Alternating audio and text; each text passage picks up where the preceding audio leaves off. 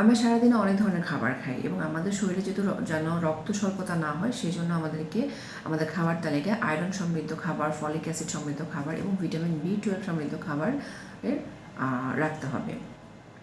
এখন কথা হলো, আপনি দেখা গেছে যে আয়রন সমৃদ্ধ খাবার প্রচুর খাচ্ছেন, কিন্তু তারপর আপনার শরীরে আয়রনের ঘাটতি হচ্ছে। তার একটা মেজর কারণ হচ্ছে আমাদের অনেকেরই অভ্যাস আছে খাওয়ার পরপরই চা বা কফি খাওয়া, এবং আপনি যদি খাওয়ার পরপরই চা বা কফি খান তাহলে আপনার খাবারের মধ্যে যে আয়রন আছে সেটা সঠিকভাবে অ্যাবজর্ব হবে না শরীরে। তো আয়রনের ঘাটতি হওয়াটা খুবই স্বাভাবিক। সেই জন্য খাওয়ার পরপরই যদি চা বা কফি খাওয়ার অভ্যাস থাকে সেটা অবশ্যই বর্জন করবেন। খুব ক্রেভিং হলে অন্তত খাওয়ার 1 ঘন্টা পরে সে চা বা কফি খাবেন, যদি খেতেই হয়। ঠিক আছে, আমাদের সাজেশন থাকবে যে না খাওয়ার জন্য। এবং খাওয়ার পরপর ভিটামিন সি সমৃদ্ধ যে কোনো একটা ফল বা খাবার খাবেন, তাহলে আয়রন অ্যাবজর্বটা ভালো হবে। ভালো থাকবেন।